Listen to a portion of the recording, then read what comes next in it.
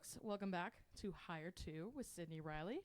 Today I'm with my buddy, Gord Coulter, previous bassist. He's just taking a little break to do his own stuff. I'm going to introduce you real quick, Gord. Gord Coulter is an alternative rock singer-songwriter and multi-instrumentalist from Collingwood, Ontario. Now, Gord, do you want to talk about how we met? Yeah. Well, I guess technically the first time we would have been in each other's presence would have been in high school. Yeah. I definitely remember just seeing you around the halls, and that was it at the time, I guess. Yeah. I also had heard through the grapevine at that point that you were into music and all that kind really? of stuff. I just feel like maybe, I don't know, I might be wrong about that. But then there was that one year at the Collingwood Local Showcase, the art crawl. There we go, not the showcase, the art crawl. Yeah. Where we both played at Dags and Willow in Collingwood. Yeah, the cheese place. The cheese place. Yeah, very fine charcuterie and sliced meats and all that kind of stuff. Man. I remember that night so well because I dropped my guitar. That was brand new. Like my very first gig with that guitar. And I dropped it and it like cracked a little bit and I was like, no! So I got to go back a little further because I had a friend who is friends with a couple of your friends. I think mostly JC, I think. Yeah. And so she ended up getting us tickets to see you guys at Nottawa Hall. Was that reruns? It probably was reruns of Maury. Okay, yeah. And we walked there from the school. I remember. I've done that walk a couple times. Yeah. It's not actually that bad. It just seems like a really long way. You just got to be ready for it. Yeah. Yeah, you got to have your Converse on. Yeah. You can't be wearing Vans. No. Yeah, and so I remember that night really specifically because I forget who was playing. It was either bass or guitar, but someone cut their finger, and so there's blood splatter all over their guitar. And I was like, that's so fucking roll. Honestly, that might have been JC. That might have been JC. It might have been, yeah. I feel like it was one of the other bands who was opening with you guys, but okay, maybe. But anyway, that's I sort don't of remember. the first time I was aware of your presence. And then I had a friend who sort of got to know you really well. Okay. And so I heard about you and I knew your name. And then Dags and Willow is when I actually heard you perform like your own stuff. And it was really, really cool. That was a really cool day because we both, I think I went on before you, or I forget what order it was. Yeah. But either way, we were both just kind of chilling. I listened to your stuff, you listened to my stuff, and we just did our thing, did what we would cover. I remember you doing some wicked Queen covers, and that was like, okay, she knows how to sing. Yeah. Yeah, and then the co-op came around, and 2019 was.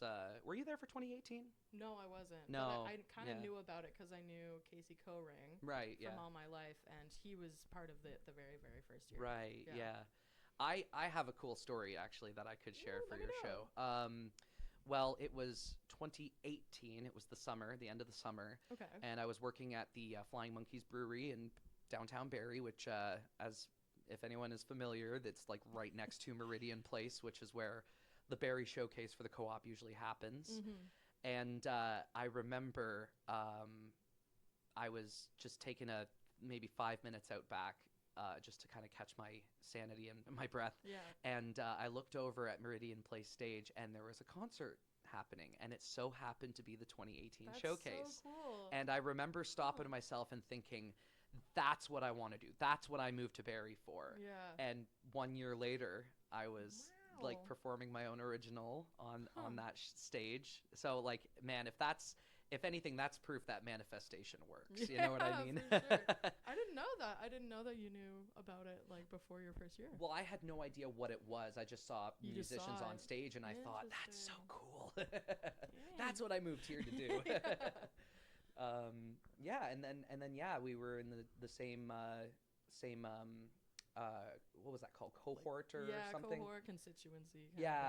Simcoe Gray. Yeah. And we got to know like our little handful of people really well. It was a really good time that first year. We played so much music. Every weekend, 3 to 6 hours. Yeah. Each day. Oh my God, I kind of miss it. to be honest. Yeah. I remember, I think that was the most tan I've ever been in my life. Yeah, me too, me too. And I had so much vitamin D in me. I was like, maybe there is a reason to live. Like, it was it was nuts. Like, it was crazy. So I want to go way back, though, because... Yeah, let's go. Because, like, I know Time you warp. since that happened. Like, I know you. I know what Yeah. you've been up to. Yeah. But how did you, like, get into music? I know you played with a lot of bands, like, growing up. But, like, what was, like, the very first thing you did? The very first thing I did would have been learning how to play piano in my house when I was like 3 or 4 or something like that. Yeah, both my really parents were musicians, and you know, like with them being who they were like, oh, let's start them early, kind of thing. Yeah. And just it has been a part of my soul ever since. You know, Dang, that's so neat. you know, being a kid, I, you know, always wanted to just kind of play and whatever. So it wasn't something that like stuck to me immediately. But I felt like, you know, in elementary school, I always did pretty good at music. Like my grades were decent. Yeah. And around 12 years old would have been, or actually I'll rewind a bit. I started playing tenor saxophone Okay. in grade 6. Yeah. And I switched to like trumpet for a summer, but I Okay. didn't stick with it. And then one year I did alto sax instead of tenor sax, but then the year after I went back to tenor. It was Wow. it was a whole thing. But like it's safe to say that I have about 6 years experience playing tenor sax. Nice. And that was all through like grade 6 to 12. I would have been about 12 years old, so like grade 8 or something like that. I got my first guitar. And I guess you could say the rest is history, but there's a lot to There's say. a lot, So, yeah. you know, I started learning stuff like Nirvana and Linkin Park was a big one for me. Just, you know, like the really simple stuff on guitar. And it kind of kind of developed into an obsession with metal, Yeah. heavy rock, progressive rock, Prague. prog. I had a coworker who overheard me talking about Prague with another guy, and he started calling it frog because Prog. he didn't really Frog get rock. what we were saying. Yeah, Rubber. frog rock. I mean, some screaming does sound a Yeah. little bit Oh, like yeah. that. Yeah, I've heard. I mean, you know, like there's so many different names for the different like extreme Yeah, techniques but that like you the can do pig with your voice. squealing, Pig squeal, it's yeah. pretty close. I remember hearing about a toad squeal, and it's basically my just God. like a That's literally frog rock. like I'm not gonna try it right now. It's like something weird, but yeah. That's sick. So okay, so you got into Linkin Park. Yep. How do you feel about all of the new Oh my stuff with God. Linkin Park? Well, I'll say right off the top, the song's sick. Like the Emptiness Machine, I love it. And when I first heard Emily sing, I was like, wow, they actually found somebody who like really fits the Yeah, vibe. she is a really great vocalist. Yeah, like, and lots of control. yeah, and the way she can like scream is it like just in her high register is like I wouldn't say it's directly similar, but it's very like down the same path, same road Yeah. as what Chester would do Yeah. back in the day. So when I first heard it, I was immediately like, okay, I'm sold. I'm happy. And you know, they did that live stream where they played some of the old stuff, and I was like, okay, yeah, she's decent, right? Then the controversy. Oh, let's get into it. Let's go. I mean, you know, I personally feel like there's a certain level of me that I kind of don't care, just to the point of like, you know, they're one of my favorite bands. I'm just glad they're making music. So you're Again, a person who's gonna separate the art from the artist. I generally? always am, you know, like sometimes, you know, like I can't think of any examples, but there's like genuinely terrible people who are in the music industry, and that's just kind of how it is. But they've been in some wicked bands that, like, you know, maybe when I was younger or whatever, I thought they just kicked butt. And yeah, so sometimes it's definitely awkward to look back and then listen to those songs, because then Right, you're like, yeah. oh, that person. But, you know, at the end of the day, I feel like a product doesn't necessarily reflect the person. You know what I mean? Like, you could be the greatest person in the world, like a saint or like a somebody who just lives up in the mountains like a monk or something and devote your life to being good and still have like that one thing that like makes you like maybe terrible or evil or like not even necessarily evil but just like a bad thing. You know what I mean? But I think that's just everybody. Yeah, I mean, everyone's got their demons, right? Exactly. Yeah. Oh my God, do I ever?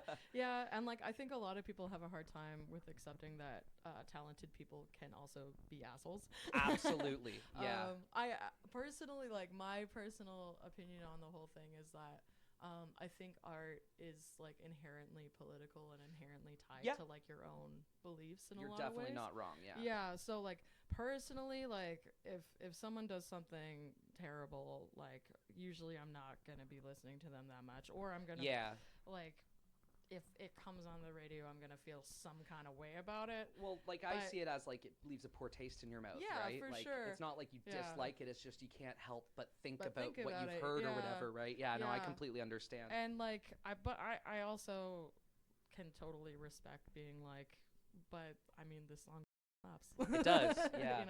Now there is another thing that I've read on the internet that I would like to bring up. What would Chester think? Right. Yeah, and like, for anybody who doesn't know, I guess now's a good time to say, well, like growing, again, I already said Linkin Park was one of my favorite bands growing up. Even after, they kind of went into a bit more of like a radio friendly direction and like the pop direction, I was still just enamored with the songwriting and Chester's singing.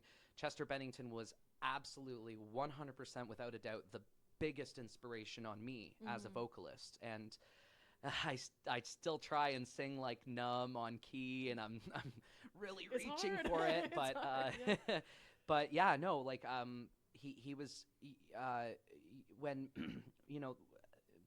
there have been musicians, rock stars, whoever that have passed away, and I'm definitely sad about it, like when David Bowie died or Lemmy Kilmister. Chris Cornell. I was definitely all sad for all of them. Was so sad. Oh my God. But Chester sang Hallelujah at Chris Cornell's funeral because they were like besties.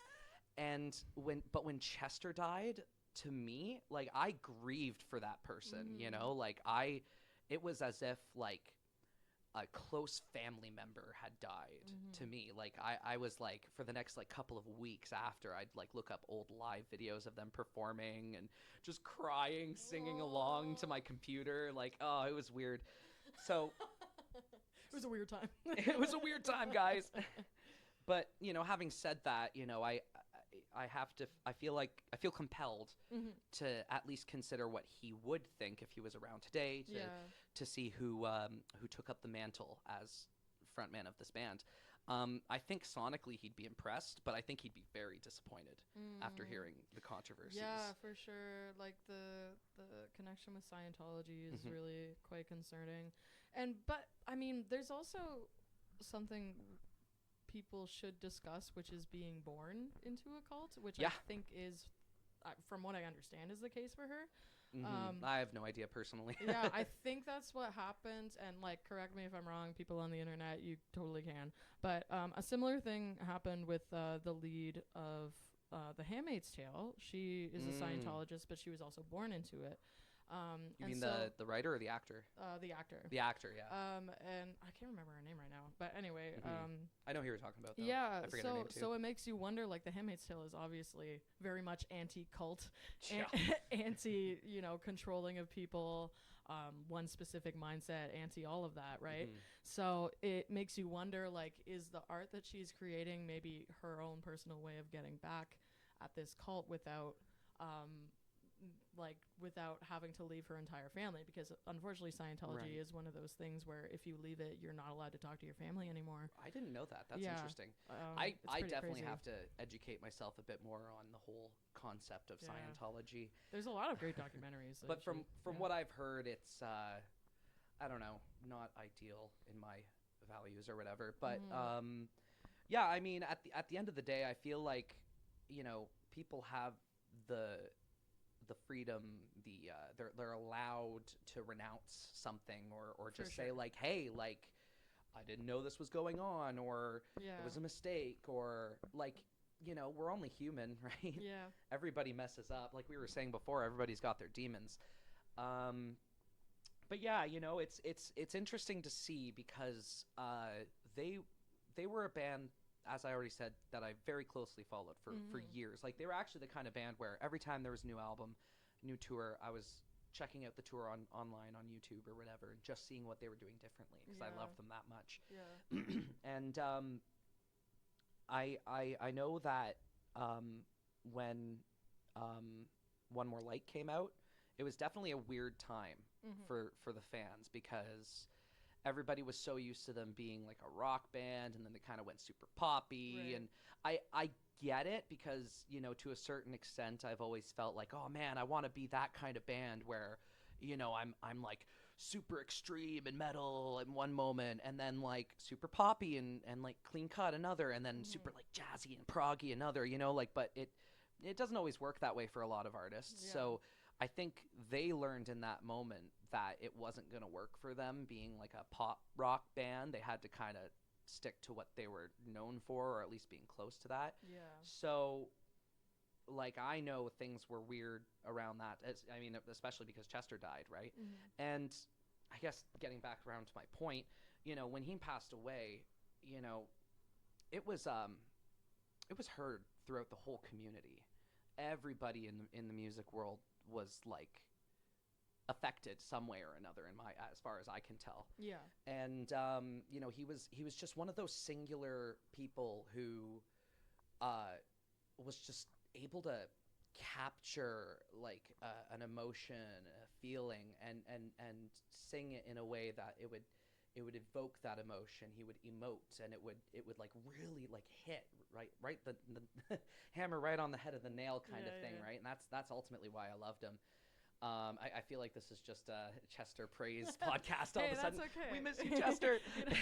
Like every time I even think of you, I think of Linkin Park. Yeah, that's and fair. everyone in our band does too. Like we always say that. Like because I'm always talking about them. Yeah, they're a big part of your life. Absolutely. So, yeah. Them and Sleep Token. Yeah. Oh my God, I can't stop talking about Sleep Token. I was listening to them on the way here. Hell yeah, dude. anyway, sorry. To my point, like, what would Chester think? I think he'd be pretty disappointed with the circumstances and the association with certain people, right? But it's one of those things where I'm so torn because I still have like mad respect for Mike Shinoda and the rest of them in the band, and I'm just happy that they're still doing what they loved. Yeah. Okay, I'm gonna bring this up. Some people say like, should they have even continued without Chester? Yeah. I disagree. Okay. They are very much welcome to continue if they want to. Chester wasn't even an original member. Okay. Yeah. All right. He had auditioned. That's a good point. Yeah. And they were like, man, this guy's like the best singer we've ever heard. And they immediately brought him in. But yeah, no, in my opinion, they have every right to, like, why wouldn't they? But, it is what it is. I guess it remains to be seen whether, it will last or whatever, right? Maybe things will get too difficult, too complicated, and I guess we'll just have to wait and see, Right. I'm curious about the album, though. To say the least. Yeah, I'm curious, like, because the music does sound good. So Linkin Park, man. Yeah. So we'll see, I guess. Yeah. Yeah. So going back to like growing up, like. Oh yeah. Like I kind of consider you a Renaissance man because. Right. You said that. Yeah, you kind of know how to play every instrument. Yeah, kind of. I try. I dabble. Like you've subbed in on drums in my band before. Yeah. And we've just done like musical chairs. Musical chair. Wait. The joke that I had was like musical instruments. Yeah. And there was one time I was like, we're like switching instruments. And I'm like, guys, we're playing musical instruments. Don't you get it? And it was like crickets because I meant musical chairs. We sure are. Like duh, Gord. I meant like musical chairs, but musical instruments. It was a great joke. It really was. I thought it was really good, but it maybe it was my presentation, right? Maybe. Like, what kind of advice do you have for people who are like striving to be multi-instrumentalists, but like Good question. I mean, so I said before, learned piano like first. It was like the first instrument I ever learned, but I didn't really stick with it.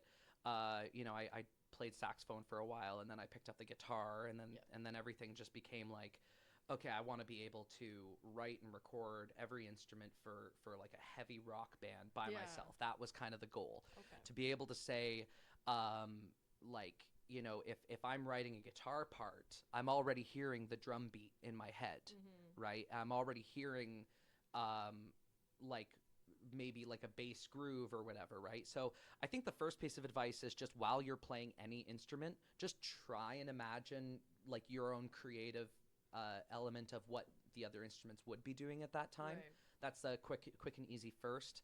But yeah, having said that, like I don't really consider myself to be like really good at any of the instruments I play. Like I feel like I'm pretty good at like a bunch of them, like guitar, bass, and drums, and I think I'm an all right singer. I'm slowly getting better. But the I guess the like biggest thing for me when I was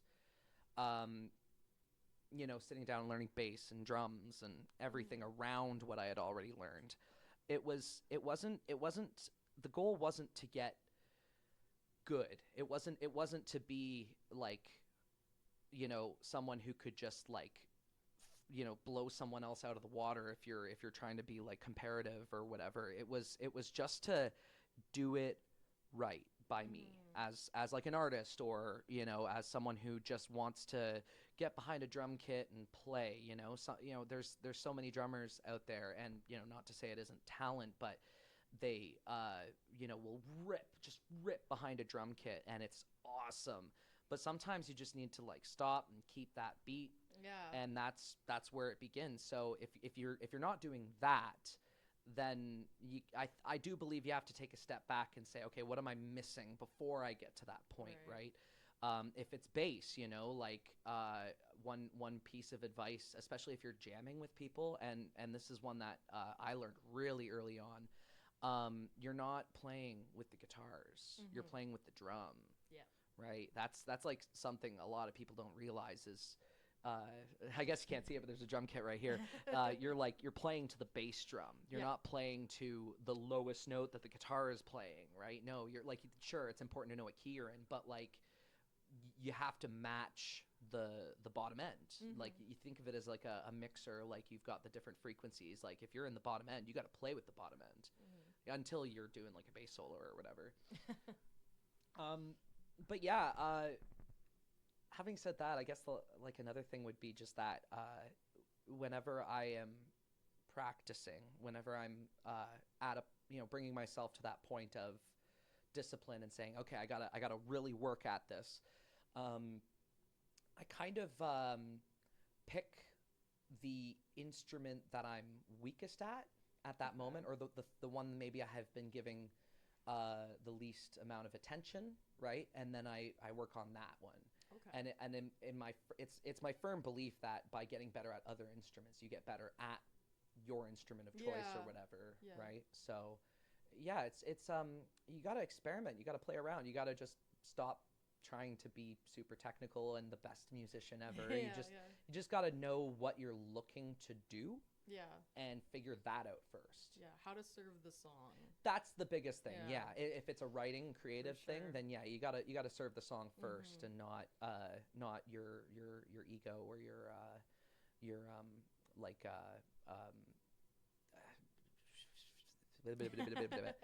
you're not trying to like become like, for example, guitar. You're not like trying to learn how to sweep pick. You're learning just how to play something melodic that isn't bad. That's where I'm at right now, everybody. Well, it's like, I mean, like a lot of people rag on Meg White from the White Stripes, but she serves the songs so well. Like, absolutely, they're a blues-based band. You're gonna want something that's consistent and kind of simple, so that Jack White can do all the complicated stuff with his guitar. Yeah, like, and that's another thing too, is like the simpler you play doesn't necessarily mean it's bad. Exactly. Yeah, right? for sure. Like simple sells. Yeah. That's something I had learned in the industry. There's nothing wrong with writing simple music. You know, it's just when you try to overreach. You know. Yeah, no, I have nothing but respect for Meg and what she did with Jack and the White Stripes, and you know, yeah, absolutely, she gets ragged on, but it's completely unjust in my opinion, right? Yeah. It's like, I mean, if she wasn't there, the White Stripes wouldn't sound the same. No, you know? absolutely like, not. Yeah. I don't know. Hi, folks. I'm disrupting this podcast to talk to you about me, myself, and I, and all of the events that I'm going to be at in October. I will be in Toronto, Barrie. I'll be at the Oddity Market Gala, which is very, very cool. They kind of are the neatest event that I get to play at. And they only happen a couple times a year, so you better be there. It's going to be great. There's lots of strange little things that you can look at. And I'll also be at the Coldwater Witches Walk on October 18th, just hanging out, not playing any music or anything. But if you happen to see me there, come say hi. And we can have a little chat, and it'll be great. Also, Gord Coulter is going to be at the Songwriters Night on October 16th at the Harbor Street Fish Bar in Collingwood, Ontario, so you better check him out there. And that's kind of it. Back to the podcast. Bye. I want to play a game with you because you're in so many. Well, you've been in so many bands. Yeah, a few. So I just want you to like list them as fast as you can. Oh my god. Okay. Well, I guess the first band I ever really joined was Salience. I played bass. What is that? Salience? Salience. Yes. Salience. Yeah. Like silence, but salience. Kinda. So what it means is like to stand out. Okay. Basically. Okay. So like if the example I remember reading online years and years ago was that like if there's a bunch of like black dots on a sheet of paper and then there's one red dot, the red dot is salient. Okay. And the red as opposed to black is what makes it salient. Salience. Right. Or whatever.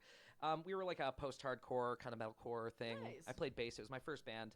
I really learned what it's like to be, you know, in a room with a bunch of sweaty dudes and and just rocking that with that band. How to tolerate BO. Yeah. But you know, it is what it is. That's part of the charm, right? Yeah. We played a handful of gigs before I left, and they had someone replace me. We played like in Kitchener, Waterloo, the Maxwell House. I don't know if that's still around as a venue, but that was like one of the. It is actually. Is it awesome? It sounds like. I would love to play there again one day. That was like just one of those random early gigs in my life where it's like, how am I playing in front of this many people? Oh, that's so awesome! That it was cool. So early. Yeah. Dang, that's so cool. After Salience, I was kind of around the time where I wanted to focus more on guitar. Mm-hmm. I wanted to become more of a guitar player. And I was in high school and Collingwood Collegiate. Yeehaw. CCI, go Fighting Owls. Yeah. And we, all right, I met a couple friends and they were starting a metal band, like a real metal, you know, trying to be real metal instead of like posers like the other guys. Yeah, we're real metal. We're so legit. We're too legit to quit. But I mean, you know, we did our thing and it was a lot of fun and kind of fizzled out. But we all are really close friends still to this day. Mm-hmm. You know, I always talk with those guys. They're my ride or dies. After Waste No Hate would have been Reruns of Maury, and that was a punk band that I played drums in. Yeah. And that JC was in that one, actually. Mm-hmm. Speaking of JC, you should have him on the show sometime. Oh, yeah, maybe. This one's specifically for the bog bodies, but maybe next time. Yeah. Maybe I'll do, Once all the bog bodies are exhausted. Anyway, so Reruns of Maury was a lot of fun. We were around for a couple of years. We played Barrie, played Collingwood, played a bunch of areas towns in the area. Played a couple shows in the city. Nothing crazy huge, but we were. I would like to think that was just a load of fun being in that band. And you know, again, as a multi-instrumentalist, there's different reasons to play different instruments. I just think that playing the drums is just straight up fun. It is so Like, fun.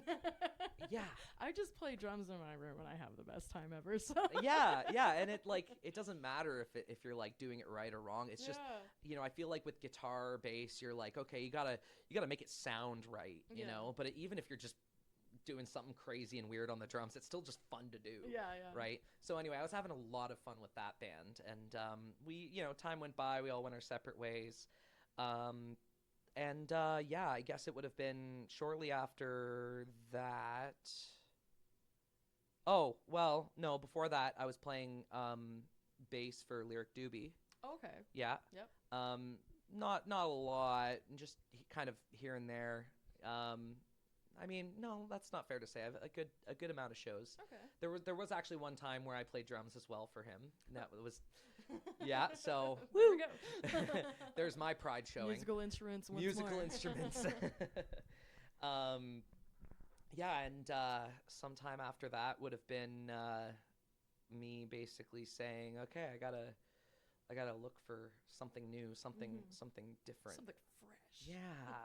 I gotta go to a new space, new life, I guess you could say. Yeah. I moved to Barrie, and ended up joining the Co-op sometime after. I mean, there were a couple of other bands in between, but nothing like long lasting. Just maybe a few jams, record a song, and that's it. Yeah.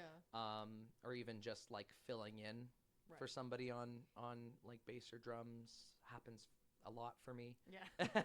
Which I'm okay with, I mean, honestly. You go to an open mic pretty often, and you're like just a guy who's gonna fill in on whatever is needed, really. Yeah. I'm always so needed fun. on drums. That's so neat. Yeah. I love that. But that was the goal when I was a kid and when I was growing up, was that I didn't care about being a shredder guitar player. I just wanted to be able to play everything good enough to be involved. Yeah, on any instrument. Yeah. And just go to open mics and jams and it's nice. Play musical chairs with musical instruments. To be specific. And then, is my band the next band after Oh, that? well, yeah, of course, okay. yeah. Duh. Just to finish the thought. Oh, man, that's it. No, that was all the bands. Perfect. That was it. No. And then, of course, the Bog Bodies, which just for the record, like, has been a wicked time. We've had some wicked experiences in this band. One that we always talk about that I'm totally going to bring up right now. Oh, no, I know exactly. You know exactly what I'm talking about. 2019... the cooperatives showcase, specifically in Wasaga Beach, and we played your song "I Am the Ocean." We sure did. Right on the beachfront. Yep. And it isn't an ocean; it's a lake. But the it point might as well be an ocean. It's Georgian Bay. It's pretty big, huge.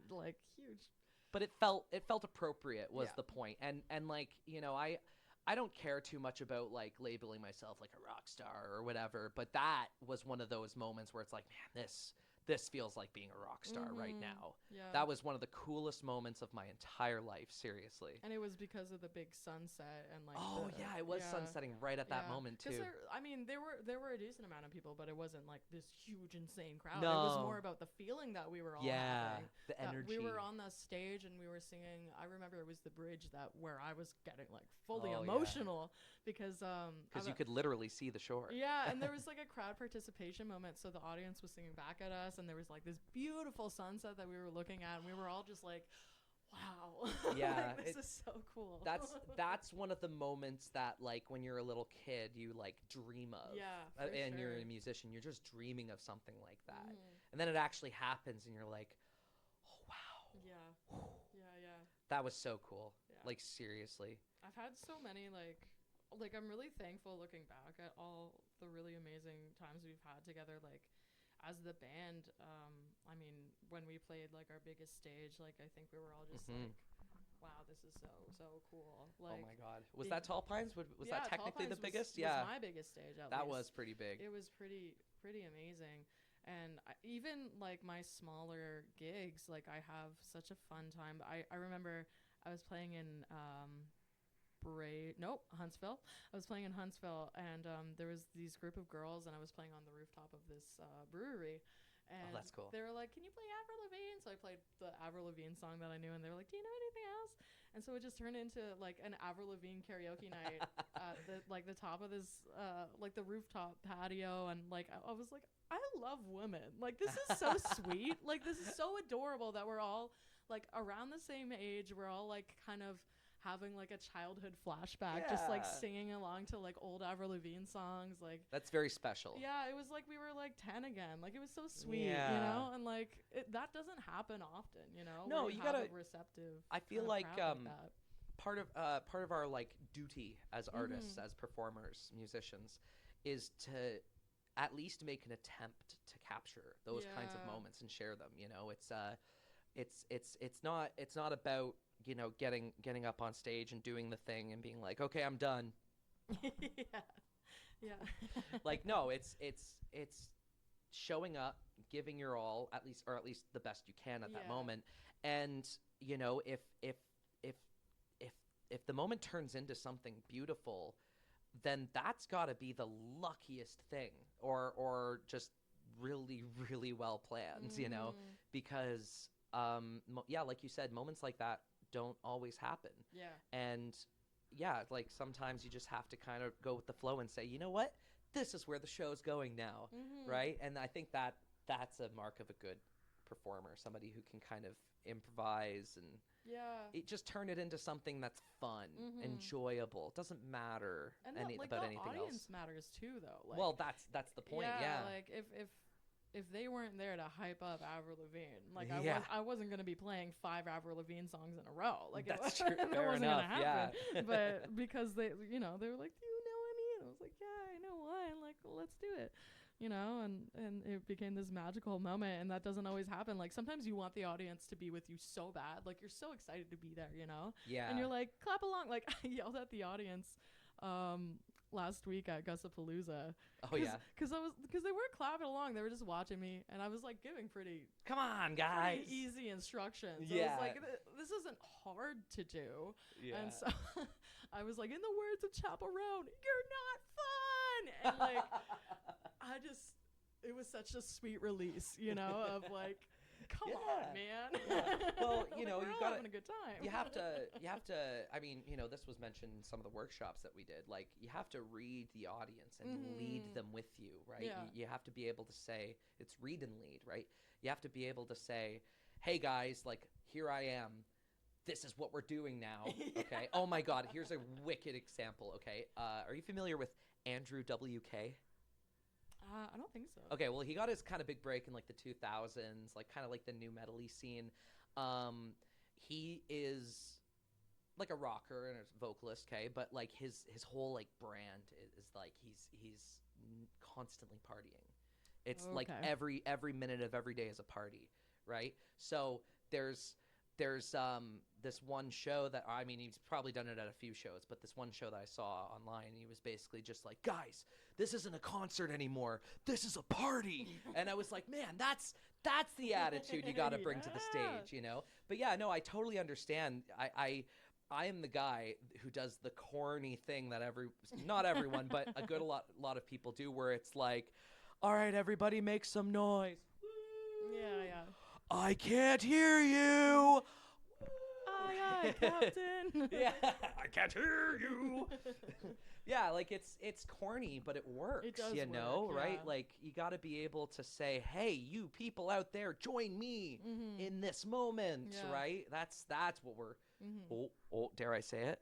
That's what we're hired for. Oh my god. Oh yeah. Did he just really? Did he just? Did he just? I wanna talk about where you why did you leave my band? Why do you hate me? Why did you leave? No. Because I've got better things to do. Yeah, that's fair, honestly. No, jokes, everybody. This is a huge joke.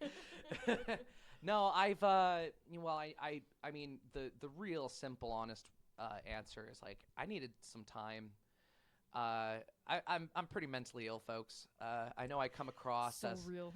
Yeah, I know I come across as a cool, chilled out guy, but I'm like constantly on edge. And yeah, you know, I really just needed to kind of go up to my cottage for a couple weeks, and it mattered. It mattered. Who wouldn't want to go up to me? So I don't know if you saw in my episode, but I was very mad that she was not invited to your Manitoulin party island. Oh. Well, you know, maybe one day. Yeah. Hey, we should bring the bodies up there one day. That would be so fun. Shoot a music video there, body actually. Party. Oh, that would be really fun. That would be we cool, should yeah. do that. Even just on there's some campgrounds there that are even just beautiful. Okay. Yeah. Well, that might just happen. You heard it here first, guys. Maybe. Maybe. So that was it. You just wanted to hang out. I thought you were gonna get a job there and stuff. I thought. Yeah, I mean, I was looking. I've been looking for an electrical apprenticeship. Yeah. I'm tired of being poor, guys. I don't know if you knew this, but being a musician doesn't make you very much money. What?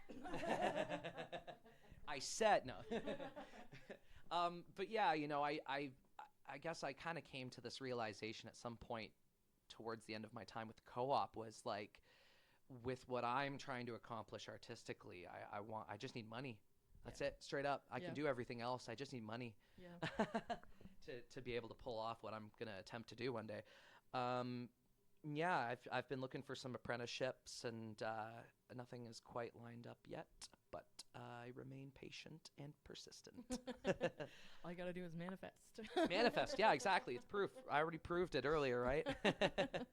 So, okay, Gord, this is kind of a big question. Wait. Before we continue, I will just say, being in the Bog Bodies was a lot of fun. Aww. And seriously, there's nothing personal about me leaving or whatever. Okay. I just I didn't put it on the record, you know. Yeah. I mean, I was just being a goof for the fair enough. The goofs and gaffs, but yeah, no. I mean, we hung out since, I think. I mean, at the open mic at least, right? Wait, was that?